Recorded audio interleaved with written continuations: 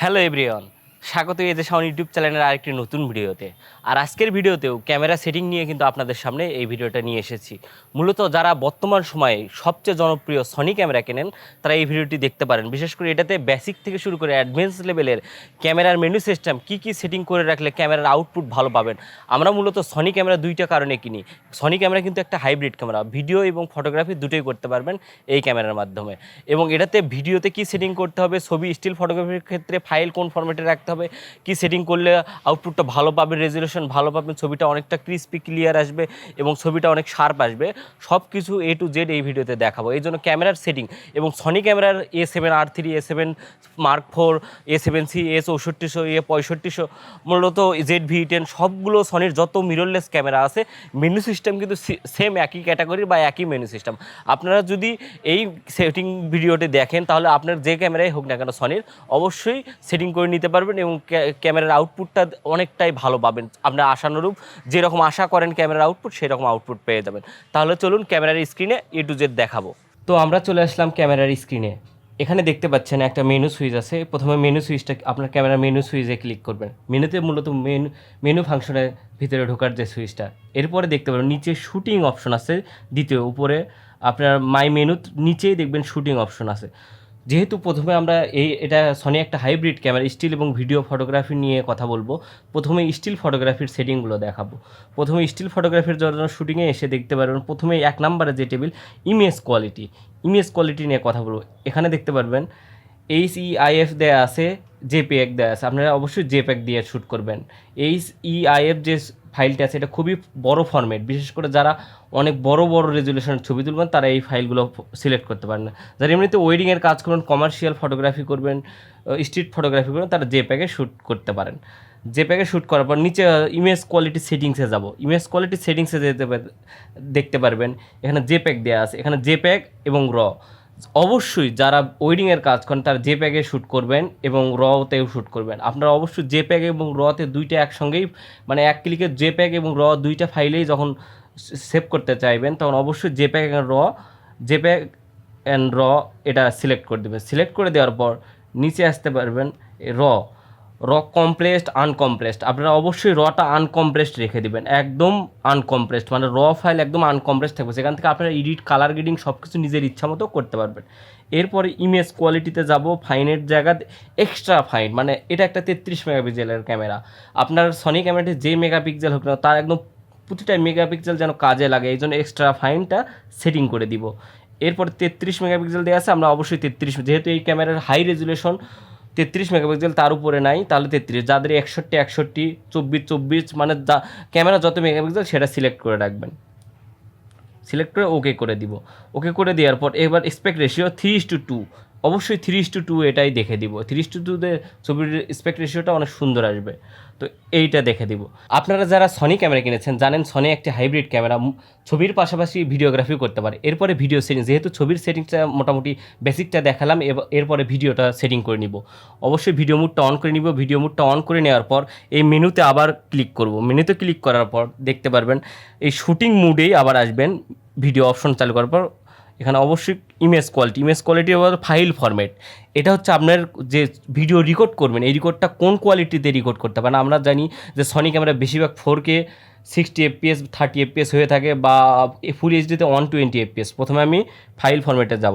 এখানে দেখতে পাচ্ছেন XAVC, S4K, XAVC, HD, IHD দেওয়া আছে, অনেক কয়টা অপশন দেওয়া আছে। আমরা অবশ্যই যারা 4K-তে ভিডিও করবেন তারা XAVC S4K দিয়ে দেখবেন। এটা এমন একটা ফাইল ফরম্যাট, এটা হচ্ছে কালার গ্রেডিং যারা করবেন বা স্মুথ ফুটেজ চান, ভিডিও কোয়ালিটি রেজুলেশন বা শার্পনেস অনেক সুন্দর চান তো, এবং এই ফাইলটি কিন্তু একটু লার্জ ফাইল হয়, মানে প্রায় 1 মিনিট ভিডিও করলে আমরা 1 GB বা 1500 MBর মতো ফাইল স্পেস জায়গা নেবে।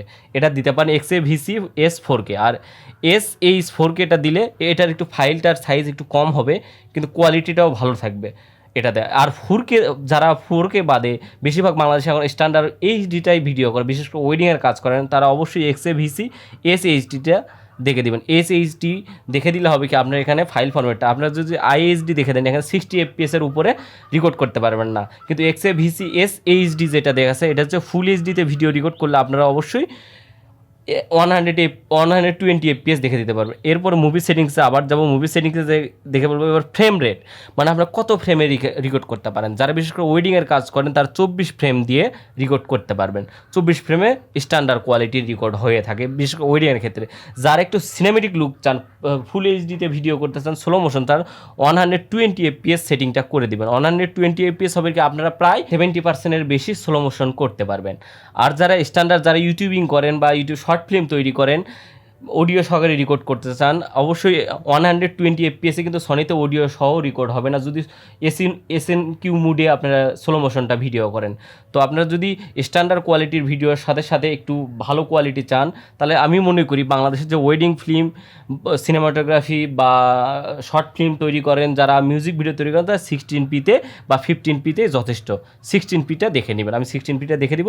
এরপর রেকর্ডিং সেটিংটা ভিডিও, এটা হচ্ছে কালার বিট। এটার কালার বিটটা আপনার যতটা বেশি দিবেন, আপনারা অবশ্যই দিয়ে দিবেন 50 MBPS। এটা হচ্ছে মেমোরি কার্ড, যেমন হচ্ছে V90 মেমোরি কার্ড হলে এখানে 50 দেখা যাবে, V90-র উপরের মেমোরি কার্ড হলে 100 MB, এটা হচ্ছে দেখে দিবে। অবশ্যই আমার এটা V60 কার্ড তোলা আছে, এই জন্য 50 হচ্ছে 42210 বিট, 42210 বিট দিলে হবে। কালার বিটটা অনেক সুন্দর হবে, 42210 বিট কালার গ্রেডিং করার জন্য খুবই ভালো, 42210 বিটটা দেখে দিও।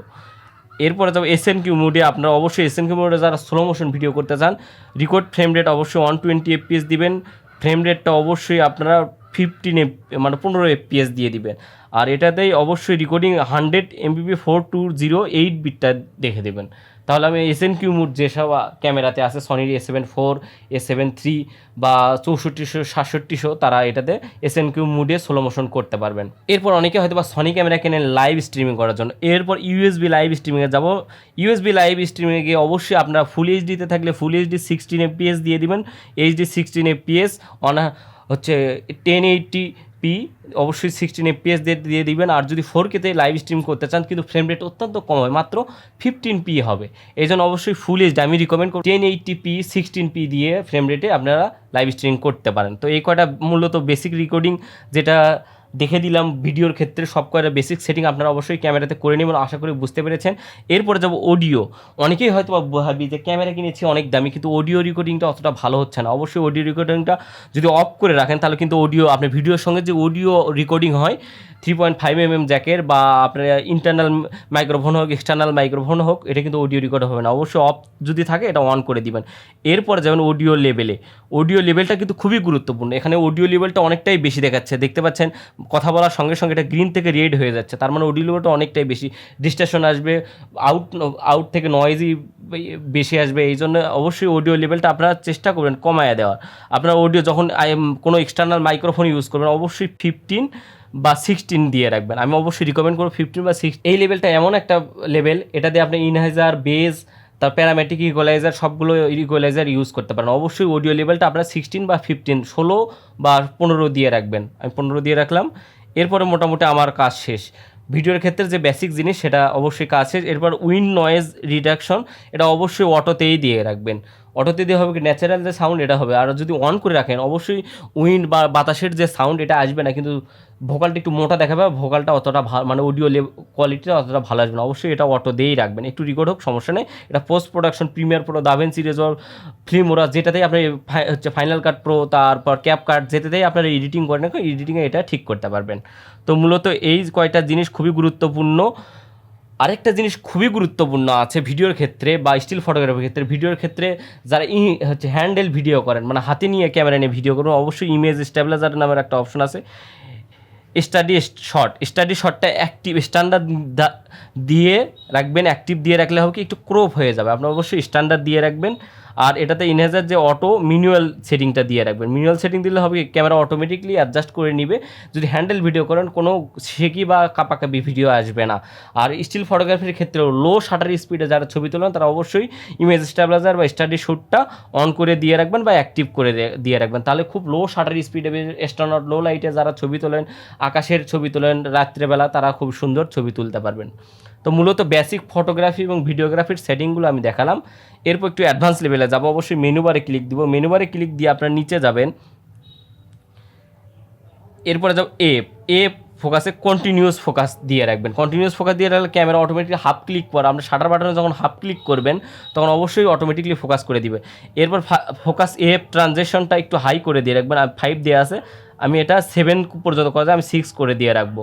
এরপর হচ্ছে এফ সাবজেক্ট যে সেন্সিটিভিটি, মানে একটা সাবজেক্ট থেকে আরেকটা সাবজেক্ট যে ফোকাস শিফটিংয়ের যে সেন্সিটিভিটি, মানে খুব দ্রুতটা, মানে কত দ্রুত, মানে কত অল্প সময়ে একটা সাবজেক্ট থেকে আরেকটা সাবজেক্ট ফোকাস শিফট করবে, এটার যে সেন্সিটিভিটি এটা একটু কম করে দেওয়া আছে, 5 দেওয়া আছে। আপনারা অবশ্যই এটা বাড়িয়ে দিতে পারেন। 5 করে দিলে একটু বেশি সেন্সিটিভ হয়, আপনি অবশ্যই 4 করে দিয়ে রাখবেন।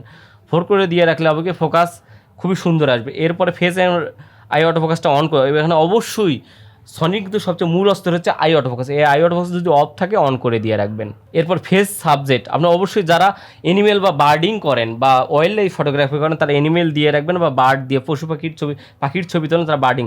আর যারা ওয়েডিংয়ের কাজ করেন বা ফ্যাশন ফটোগ্রাফি করেন, পোর্ট্রেট ফটোগ্রাফি করেন, বা এমনিতেই হচ্ছে আউটডোর ফটোগ্রাফি করেন, তারা হিউম্যান বা মানুষ আই অটো ফোকাসটা দিয়ে রাখবেন। তো মূলত অটো ফোকাস নিয়েও কথা বলে দিলাম, অটো ফোকাসের সেটিংগুলোও দেখে দিলাম। এটা কিন্তু অবশ্যই অ্যাপটা ঠিক করে নেবেন। এরপরে আরেকটা জিনিস যাব, যে প্লেব্যাক থেকে আমি এখানে আর কিছু দেখাবো না, যেহেতু এটা এন্ট্রি লেভেলের সেটিংগুলো দেখাচ্ছি। এরপর অবশ্যই যাব টাচ অপারেটিং সিস্টেমে। টাচ অপারেটিং সিস্টেমে গিয়ে টাচ অপারেটরটা অন করে দিব।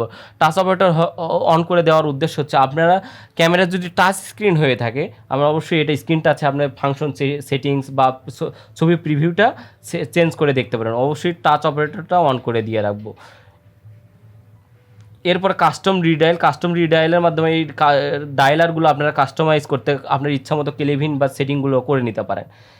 এরপরে যাব সবচেয়ে গুরুত্বপূর্ণ, এখন হচ্ছে ছবির বা কোয়ালিটির দিকে কম্প্রোমাইজ না করে যে ছবির বা ভিডিও ক্ষেত্রে যে সেটিং সেটাতে যাব। এটা অবশ্যই মেনুতে না, যে এফএন বাটনটা সহজ আছে, এখানে শর্টকাট দেওয়া আছে, এফএন বাটনে ক্লিক করবেন। এখানে অডিও লেভেলটা আমি 16 দিয়ে রাখছি। কন্টিনিউয়াস ফোকাস, ম্যানুয়াল ফোকাস, আমরা অবশ্যই কন্টিনিউয়াস ফোকাস বা অটো ফোকাসে ছবি তুলবার চেষ্টা করবেন। এরপরে যাবো পিকচার প্রোফাইলে আমরা বিভিন্ন কোয়ালিটির পিকচার প্রোফাইল পেয়ে যাবেন। বিশেষ করে যারা ভিডিওর কাজ করেন তারা হয়তো বোঝেন, যারা স্টিল ফটোগ্রাফি করবেন তারা অবশ্যই পিকচার প্রোফাইলটা অফ করে দিয়ে রাখবেন। আর যদি ভিডিওর ক্ষেত্রে কাজ করেন, ভিডিওর ক্ষেত্রে আপনার পিকচার প্রোফাইলটা অবশ্যই অন করে দিয়ে রাখতে পারেন। আর পিকচার প্রোফাইল যারা এসলগে ভিডিও করতে চান বা হচ্ছে এইচএলজিতে ভিডিও করতে চান, অবশ্যই PP9-এ যাবেন। PP9টা মূলত দেখাচ্ছি, PP9টা, হ্যাঁ PP9টা দেখতে পাচ্ছেন, এখানে এসলগে ভিডিও করতে পারেন। PP9 অবশ্যই PP9 অবশ্যই এফএন বাটনে ক্লিক করার পর পিকচার কোয়ালিটি PP9 দিবেন, তাহলে এসলগে ভিডিও। যারা বিশেষ করে কালার গ্রেডিং করেন, দাভিন্সি রিজলভ, প্রিমিয়ার প্রোতে কালার গ্রেডিং করবেন, তারা PP9 এবং PP10 দিয়েও করতে পারেন। PP10 দিয়ে মূলত এসএলজি যে কালারটা আছে এটাতে এসএলজি কালার গ্রেডিং অবশ্যই অ্যাডভান্স লেভেলের যারা কালার গ্রেডিং পারেন বা শিখতেছেন তারা এটা দিয়ে রেকর্ড করতে পারেন। এটাতে একদম ফ্ল্যাট প্রোফাইল আসবে, আপনার কোনো কনস্ট্রাক্ট বা স্যাচুরেশন খুব বেশি আসবে না, ছবির প্রোফাইলটা অনেক সুন্দর আসবে, যা কালার গ্রেডিংয়ের মাধ্যমে সুন্দর করে নিতে পারবেন। এরপর আরেকটা জিনিস আছে, বিশেষ করে যাদের ক্যামেরা দুইটা মেমোরি কার্ড স্লট, দুইটা মেমোরি কার্ড রেকর্ড মানে ব্যাকআপ হিসেবে রেকর্ড করতে চান, তাদের জন্য এই সেটিং খুবই গুরুত্বপূর্ণ। এফএন বাটনে ক্লিক করার পর লাস্ট অপশনে যাবেন, সবার লাস্ট রেকর্ড মিডিয়া সেটিংয়ে ক্লিক করার পর দেখতে পাবেন রেকর্ড মিডিয়াতে যাবেন। এরপর দেখতে পাবেন slot 1, slot 2, slot 2 simulated recording দেওয়া আছে। এই সিমুলেটেড রেকর্ডিং মানে আপনারা অবশ্যই 1, 2 দুইটাতেই একই ফাইল, মানে আপনি ছবি যদি ক্লিক করেন র এবং জেপিজি দুইটাতেই রেকর্ড হবে। আপনি যদি স্লট 1-এ মানে মেমোরি কার্ড 1-এ রাখতে চান 1-এ রাখতে পারেন, বা 2-এ রাখতে চান 2-এ রাখতে পারেন। সিমুলেট যদি রেকর্ডিং দেন, সিমুলেট রেকর্ডিং বলতে দুইটা মেমোরি কার্ড হবে।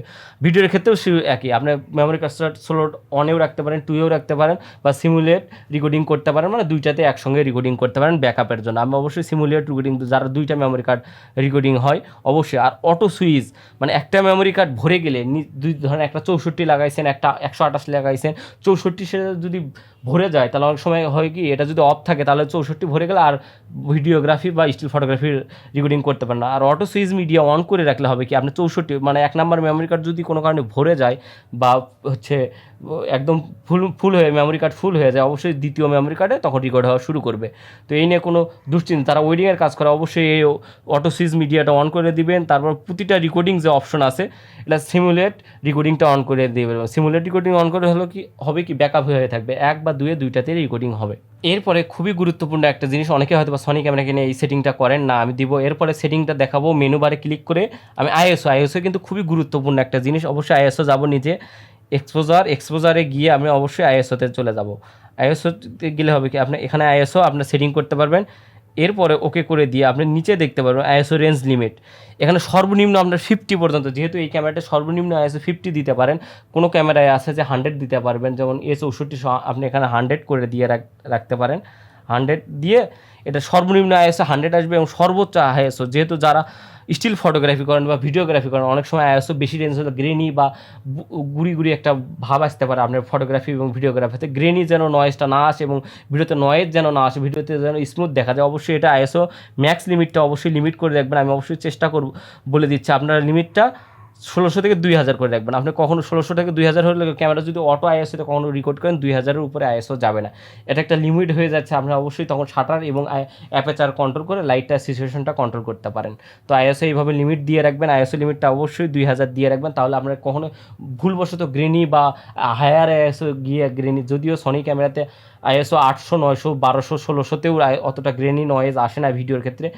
তো অবশ্যই এটাতে লিমিট করে দিয়ে রাখবেন আইএসওর ক্ষেত্রে। তো ভিউয়ার্স, এই সেটিংগুলো যদি আপনার সনি ক্যামেরাতে করেন তাহলে অ্যাপ্রোপ্রিয়েট এবং পারফেক্টলি কালার কমিউনিকেশন সহ ছবির রেজুলেশন, ভিডিও কোয়ালিটি সব কিছু A to Z খুবই মার্ভেলাস পাবেন, খুবই ভালো কোয়ালিটির পাবেন। আপনারা এই সেটিংগুলো অবশ্যই আপনার ক্যামেরা যে মডেলের হোক না কেন, সনির কিন্তু বললাম তো, সনির যে মেনু সিস্টেমটা আছে এটা কিন্তু সনির ZV-E10, 6400, A7C, A7 III, A7 IV, A7 R4 সব ক্যামেরা, FX3, FX13 সব মডেলের ক্যামেরা কিন্তু একই মেনু সিস্টেম দেওয়া আছে। এই সেটিংগুলো করে নিলে আপনারা অবশ্যই বেসিক লেভেলের এই সেটিংগুলো করলে আউটপুট অত্যন্ত সুন্দর পাবেন। তো আজকের ভিডিও কেমন লাগলো অবশ্যই কমেন্ট করে জানাবেন, আর ভিডিওটি ভালো লাগলে অবশ্যই লাইক করতে ভুলবেন না। আমার ভিডিও হয়তো অনেকেই দেখেন কিন্তু লাইক করেন না, ভিডিও ভালো লাগলে অবশ্যই লাইক করবেন।